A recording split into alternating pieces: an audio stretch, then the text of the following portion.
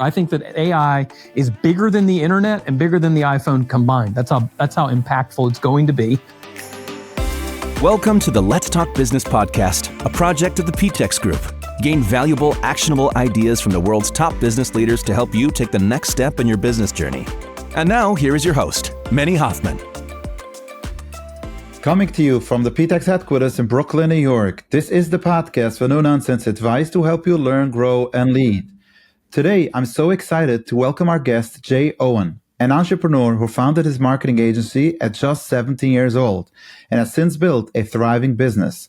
In this episode, we dive into smart marketing strategies, including how to allocate your budget, the importance of choosing the right social media platforms, and why mastering one platform at a time is key. Jay also shares how AI tools like ChatGPT can streamline operations, enhance marketing efforts, and give businesses a real competitive edge. Beyond business strategy, we explore the balance between professional success and personal fulfillment, and how Jay mentions success is more than just revenue. This episode is packed with actionable insights for business owners at every stage. Without further ado, let's get right to my conversation with Jay Owen. Before we dive into this week's episode, I wanted to share an opportunity that many business owners are already taking advantage of. Now, we're about to wrap up Q1. If you're feeling stuck or unsure about your next move in your business, there's still time to turn things around. That's where a clarity session comes in.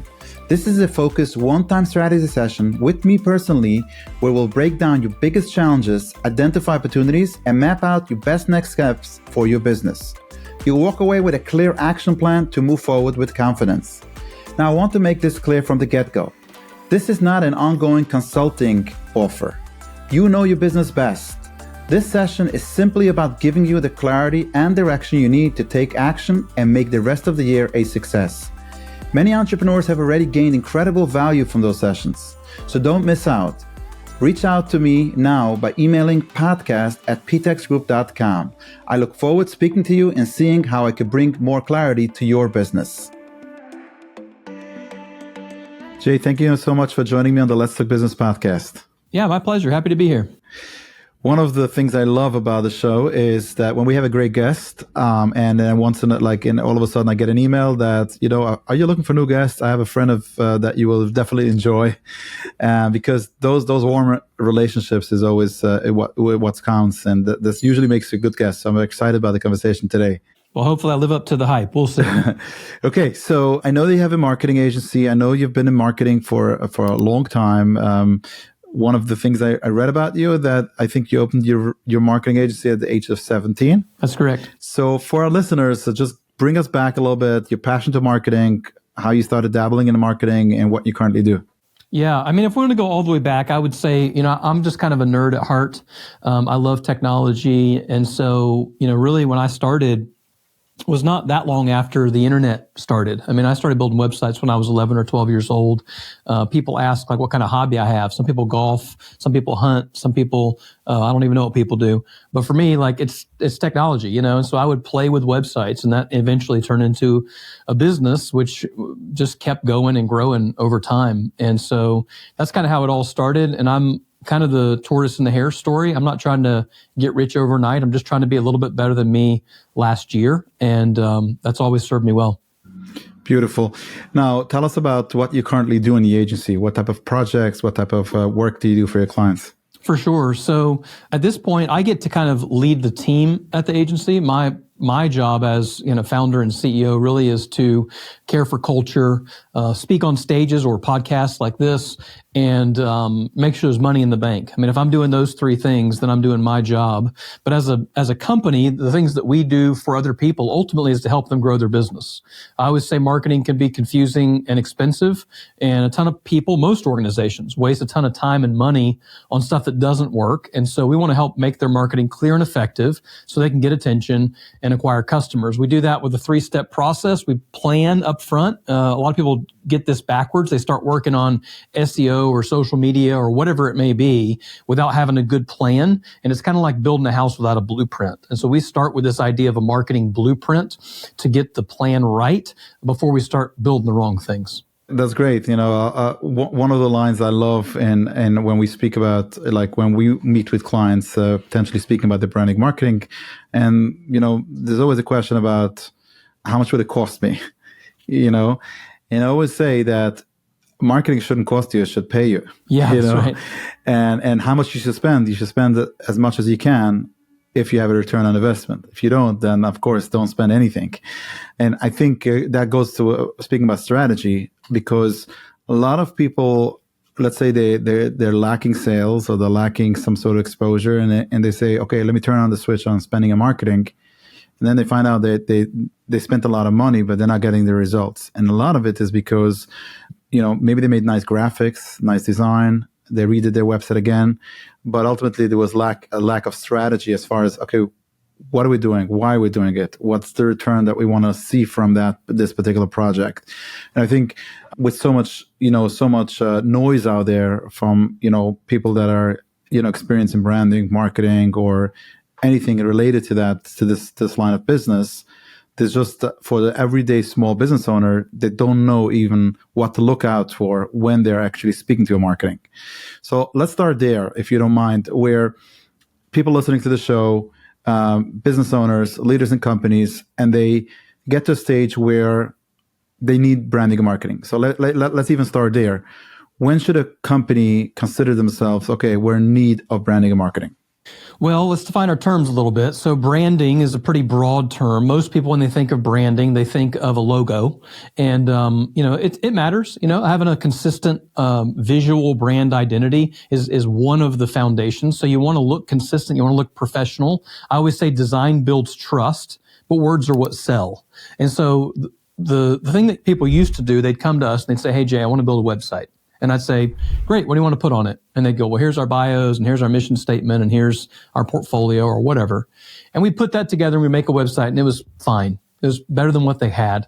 But really, we want to start with that plan up front. So when should they consider it? I mean, it's at the beginning.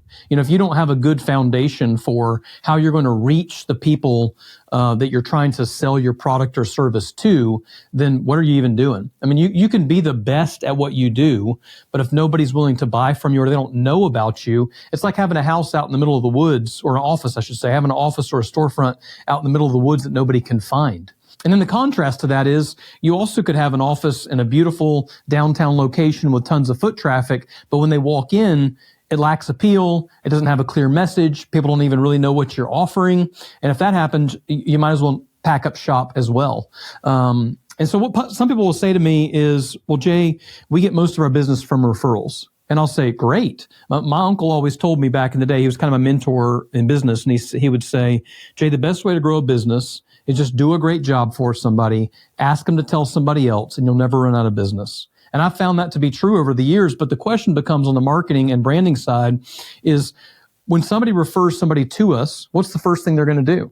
They're probably going to go Google us. They might call you right away, but chances are really good they're going to look you up online. What do they see?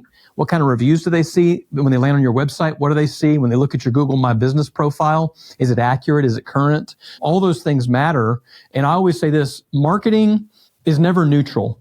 It either makes people more likely to buy from you or less likely to buy from you. So when people say to me, I'll say, well, how's your marketing? How's your website? How's your social media? Whatever it may be. And they'll go, it's okay. And I'm like, no, it's not. It's either good or it's bad. Like it might be a little bit bad or a little bit good, but it's not neutral. It's either making people more likely or less likely to buy from you. And so what we want to do is build systems in a way that compels people to take action and makes them more likely to buy from us.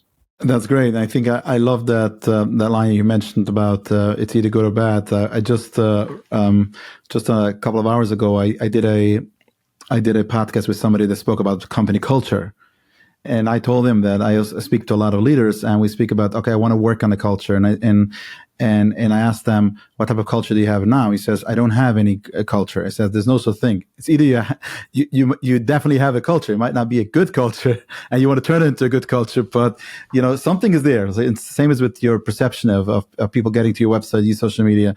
Either they have a good perception or it's bad, but there's no neutral way in that. Well, that's a great example, because culture is another word like branding, where it's like, what does it even mean? What are we even talking about when we say culture? The way I like to define culture is we have our core values drawn up on a wall. They're actually behind me in this studio, and they're out in our main office. But the core values are who we say we are. Our culture are the attitudes and behaviors that prove it. And so, to your point, the culture's never neutral. It's you either have good culture or bad culture. And even that is somewhat subjective. It's like, what do you want it to be like? Have you defined that? And marketing is the same way. Cool. So in terms of a business owner starting, let's say they want to invest in marketing, what would be main reasons you would say, like the top reasons of a company saying, okay, we want to write a check, we want to start up the marketing engine? Yeah, so I would say most often the root answer is because they want to grow their business. People would say, well, they'll come to us and they'll say things like, well, we need some SEO, or we need PPC, or we need a website. I'm like, do you even know what these things mean? I wouldn't say that because it sounds kind of rude, but in essence, they don't actually know what they need. They've heard they need this thing. They've heard they need to post on social media, but I always say, but what are you trying to do? Well, we feel like we need to be more active on social. Why?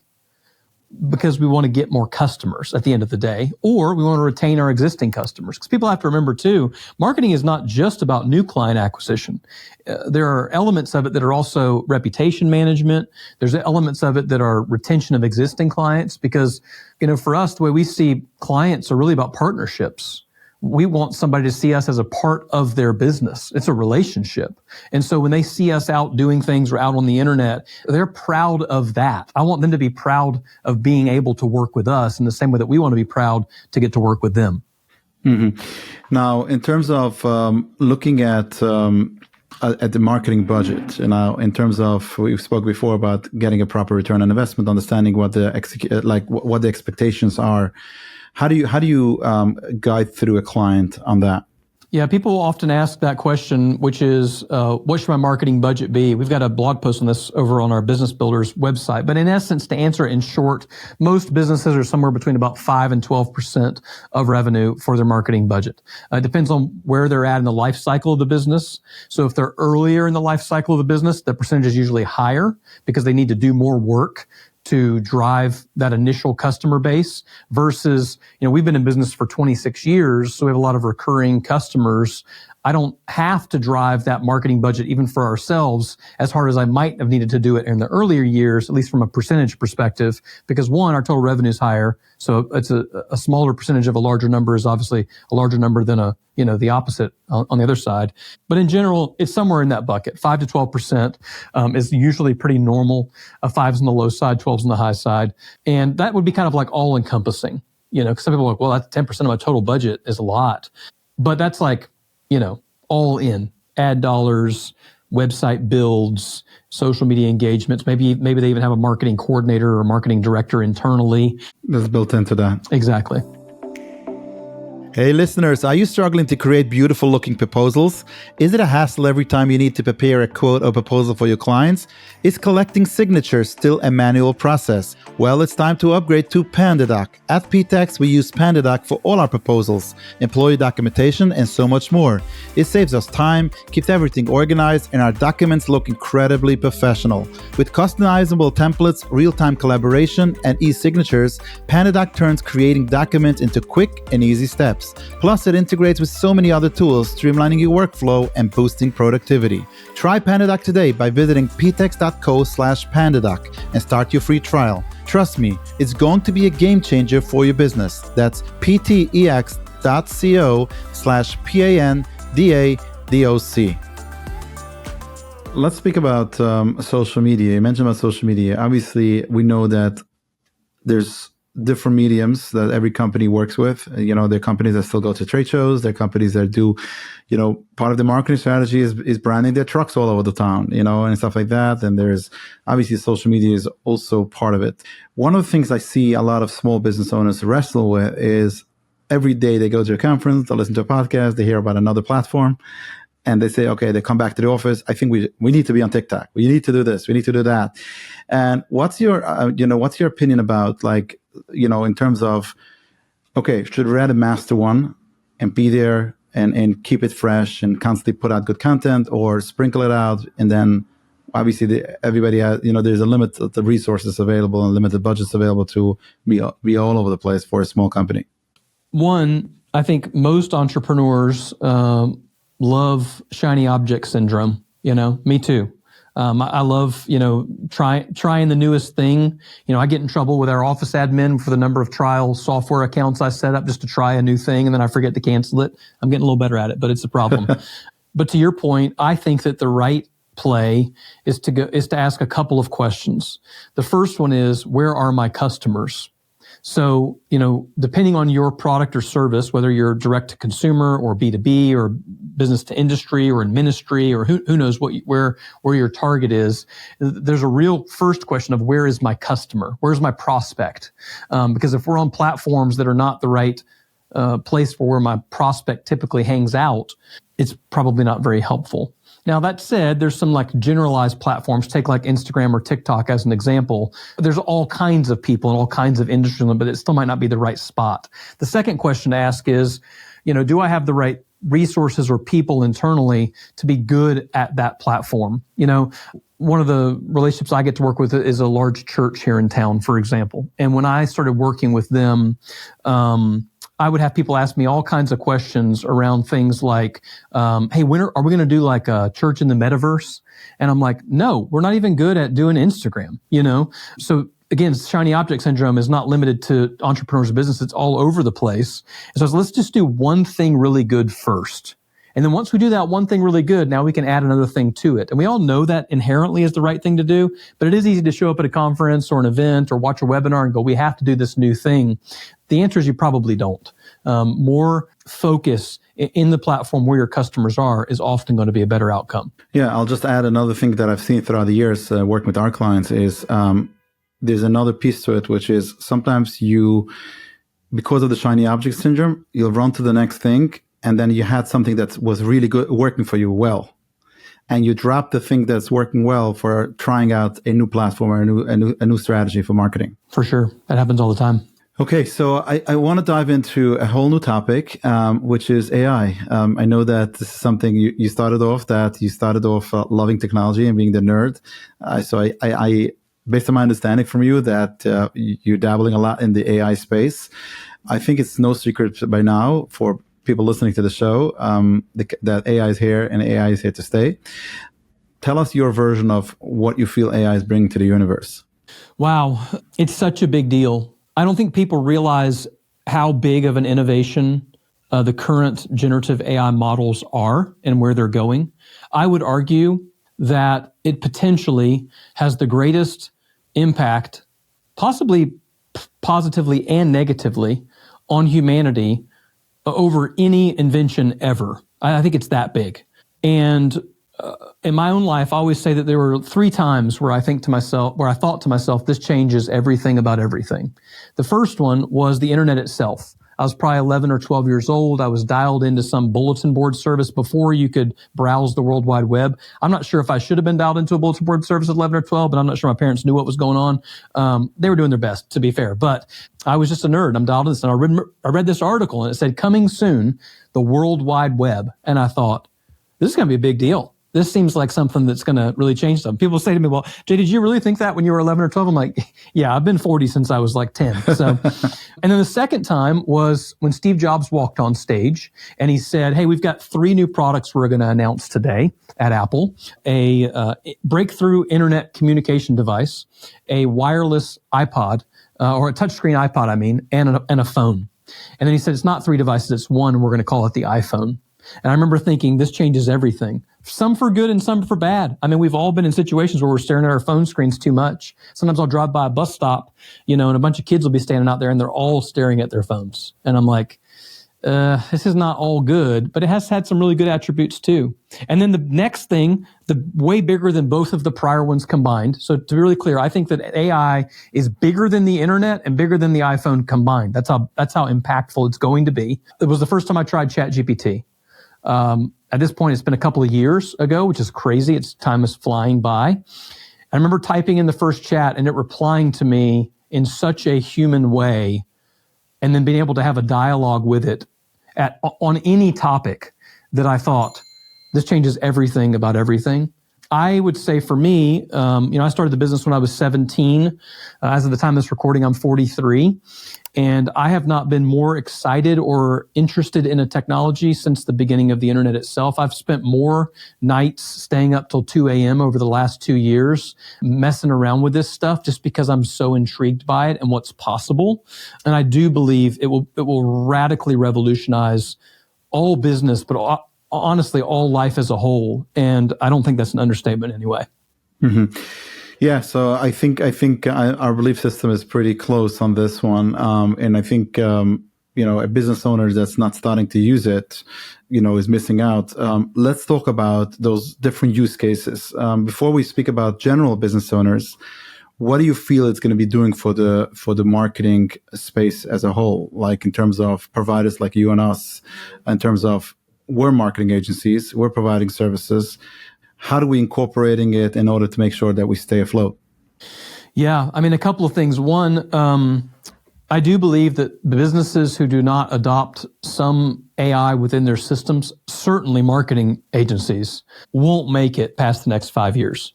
They're just going to be outpaced.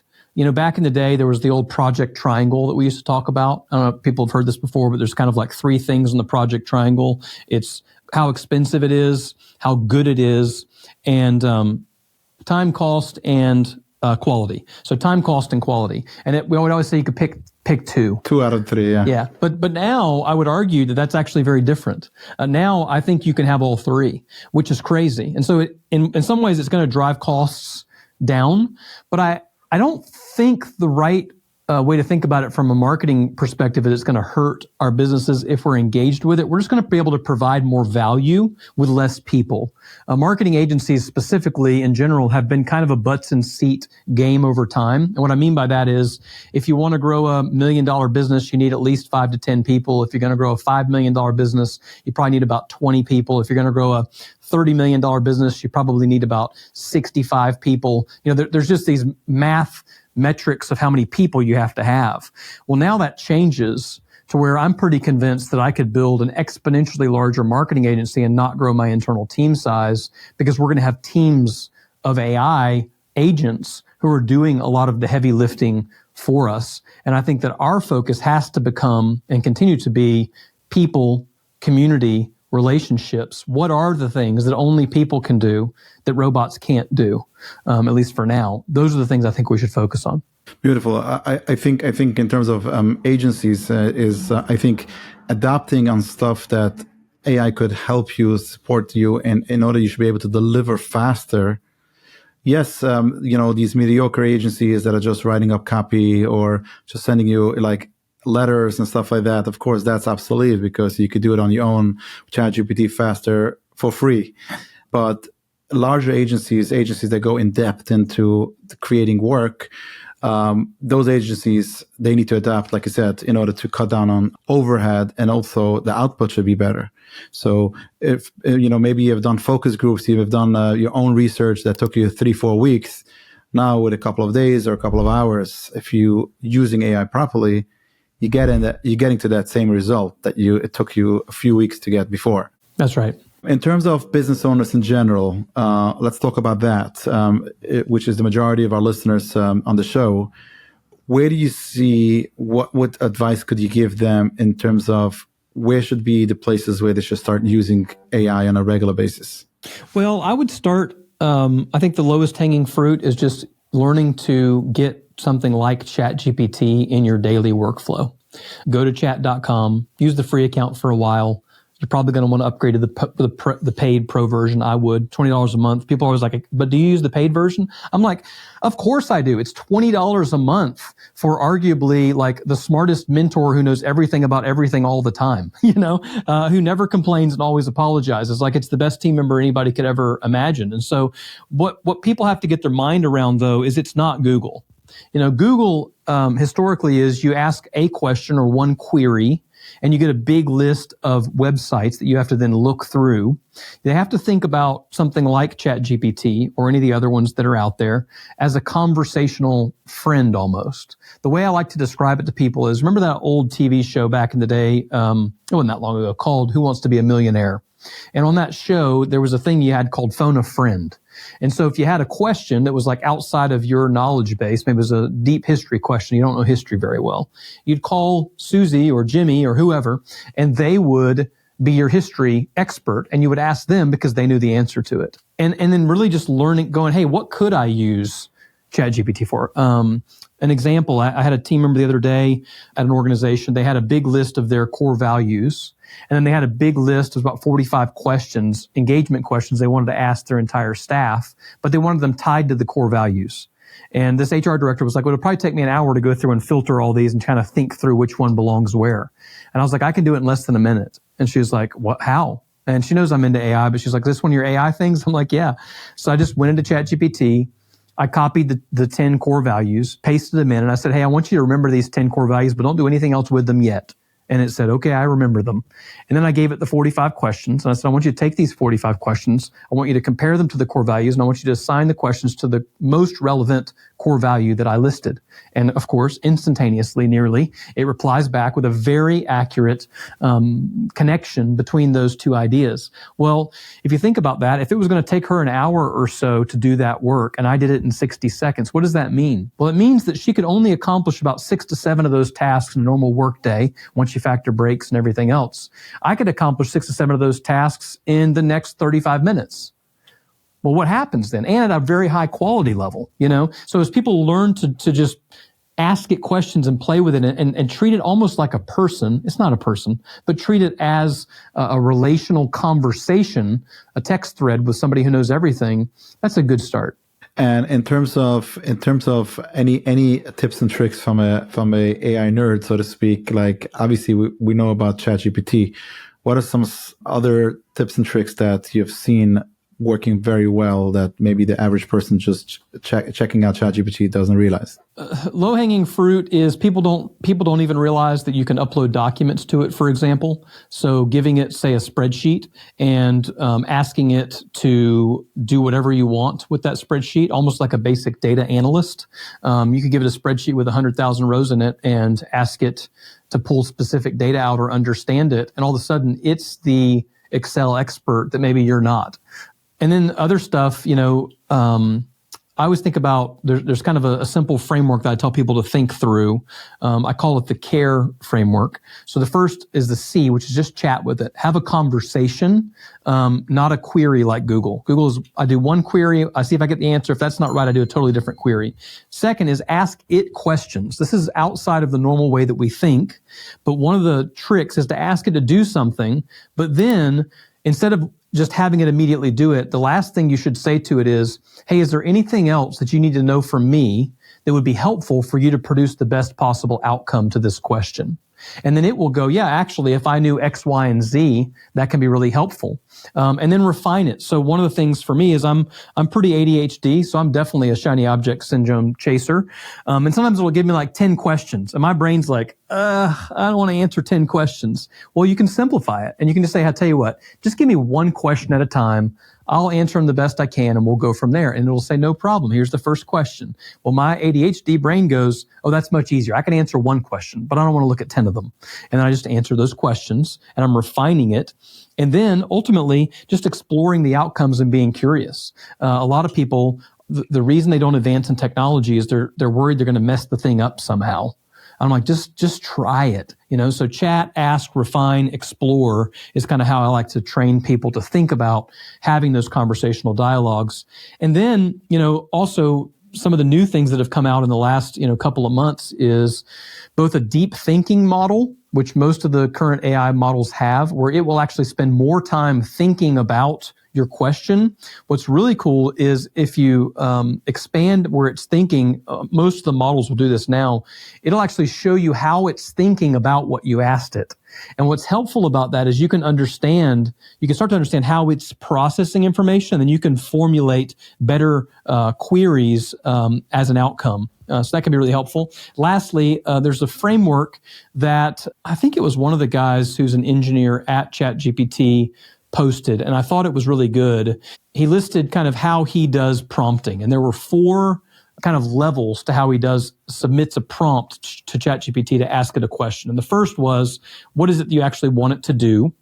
The second is, what is the kind of format that you want it to return it in? In other words, do you want it to return it in paragraph format? You want it to return it in bullet points? Do you want it to return it into a table? You want it to turn it into a spreadsheet?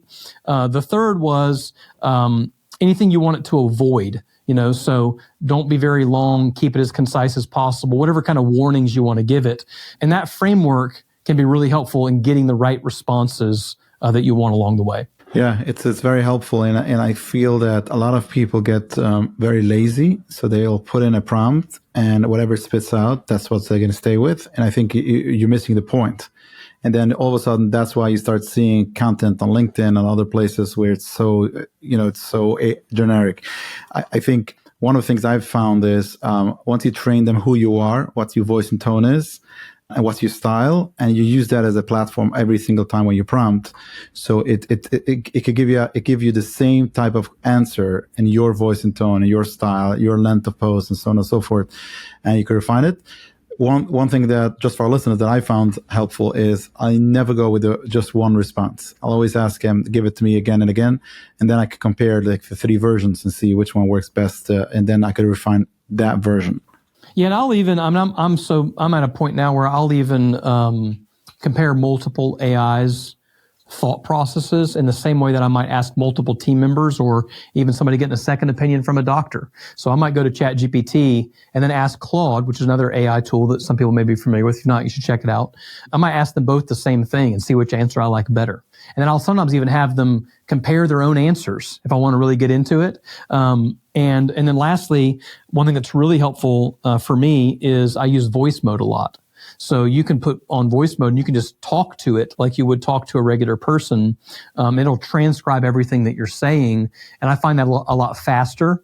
In fact, one of my favorite AI tools right now, outside of typical like ChatGPT stuff, is a tool called Whisper Flow. I started using this recently. They spell it funny. It's WISPR flow.ai. I don't have any investment in this company or anything like that. It's just a tool that I like. And what I like about it is I'm a very fast typer. I mean, I can type, 80 to 100 words a minute if I'm really getting after it. But I talk much faster, which people can probably pick up on just listening to this. Well, this tool lets me press one button on my keyboard, and no matter where my cursor is on the screen, whatever field it's in, I can just talk. And it will automatically transcribe everything, but not in the old school dictation form where you've got to go period, space, new paragraph. You just talk freely. It'll automatically format it. And even when I'm talking really fast, it will interpret and understand using AI what the sentence should have been, even if I slur my words or I use too much of a Southern accent or whatever it may be. It has no problem with it. And you find it to be accurate? It's incredibly accurate, like 98, 99%, I would say. It's not perfect, but it's really, really close. And it saved me so much time. If there's one tool right now that has saved me an immense amount of time, it's actually that one. Oh, wow. Where do you feel that we're going with AI, like in terms of commerce in general? Who knows? It's moving so fast. I mean, somebody told me today it's kind of like in dog years, and I'm like, nah, it's faster than that. People say like 1 year of a human's like, I don't know, 6 or 7 of a dog, something like that. But it's faster than that. Innovation's happening at a point where it's hard to keep up with it. What I do think will be true is we will, in the next, this year, realistically, and in some cases you can already do these things, have AI agents to accomplish particular tasks. One of the tools that ChatGPT came out with, it's only available at their high price point product called Operator, lets you just type a request and it'll go do for you anything that's on the internet. So as an example, I was trying to show my wife like how interesting it could be, and she's not that interested in the technology side. I said, but watch this is super cool. The prompt I gave it was, hey, I want you to, I'm having 8 people over on Sunday afternoon after church, and I would like you to build out a plan to do a Sunday roast with some vegetables. I want you to figure out a good recipe, and then I want you to go to Instacart and order all those things for me. And it's wild to watch it. It opens a web browser, it searches the internet, looks for like a Sunday rib roast recipe, finds it looked at a couple of them. I'm not sure how it decided which one it liked, but it liked one of them. It took the recipe, reformatted it for 8 people, went to Instacart, found all the products, added them to my cart, found my local grocery store, and then asked me if I wanted to check out. Wow. That's crazy. But think about that in the context of business. There's all kinds of things that we do on a daily, weekly, monthly basis that now potentially we could have these AI bots do them for us. And so instead of contracting something out that may take weeks for us to get done, our teams will just do them internally with the assistance of AI. It's amazing. And I think for our listeners there's every company could use AI to a degree. And the goal is just to figuring out what is the stuff that you do currently. Part of it is automation. Part of it is actually content. There's like most of the tools now, like even on the sales, how many salespeople have tools where they spend hours just figuring out who to call next. You could incorporate now AI to tell you what's the likability of this person versus that person, and based on the back and forth as far as to run your schedule. You could run if you're a carrier and you have routes and you're knocking on doors. You could use an AI to figure out what's the best routes in terms of traffic and everything like that. So there's so many tools on that front. Where could people find out more about what you do and follow a little bit what you do in terms of your content? You can always find me on LinkedIn. Just search for Jay Owen. That's a good place to connect with me business-wise, but also have some free AI resources. You can just go to aiwithjay.com. That's aiwithjay.com. And I've got a free download of the hottest tools and latest tools that I use. And I try to keep it updated pretty regularly. So it's an easy place to get some free resources. Beautiful. For the links, resources mentioned in this episode, check out the show notes at www.ptexgroup.com/podcast, where we'll link to find more about Jay and Jay's resources on AI. Let's close with the 4 rapid fire questions. Are you ready? I'm ready. Number 1, a book that changed your life. Storybrand by Donald Miller. Phenomenal book. Number 2, a piece of advice you got that you'll never forget. There's more to life than just work. Number 3, anything you wish you could go back and do differently. Oh gosh, that's always a hard one. Probably just find time to rest more. I'm really good at doing too much work, and I could find time to rest more. And last and final question, what's still on your bucket list to achieve? I've got 5 kids, and they're all growing up fast. And so for me, like the biggest, most important goal is that they would grow up to love the Lord and be just human beings that are kind and contribute to society in a positive way. So I've still got work to do there. Beautiful. Jay, thank you so much for joining us. I know your time is valuable. That is why, in the name of our listeners, we'll forever be grateful for sharing some of your time with us today. It's been a blast. Thanks for having me. My pleasure.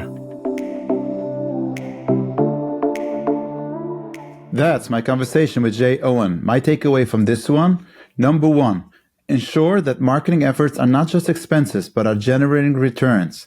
This involves strategic planning and measuring outcomes effectively. Number 2, even if your business is referral-based, ensure your online presence is strong. Customers often research online before engaging, so maintaining an up-to-date and positive digital footprint is essential. Number 3, using AI tools like ChatGPT to save time and improve efficiency in tasks such as content creation, customer engagement, and internal processes. AI can also enhance decision-making by providing quick insights and solutions. Number 4, as AI evolves rapidly, continuously seek out new tools and ways that AI can benefit your business operations, keeping your workflows efficient and competitive. And number 5, develop a clear marketing plan before diving into execution. Avoid starting with SEO or social media without a proper strategy, similar to building a house without a blueprint. And that's a wrap for today's episode of the Let's Look Business podcast. I hope you enjoyed the practical, no-nonsense advice that our guest shared. If you found value in listening, I would be so grateful if you could share the episode with your friends, and if you could give the show a 5-star rating on Apple Podcasts or wherever platform you listen. Subscribe to the show and get notified every time we publish a new episode. The Let's Look Business podcast is a Ptex Group original production. Until next time, make it a great day.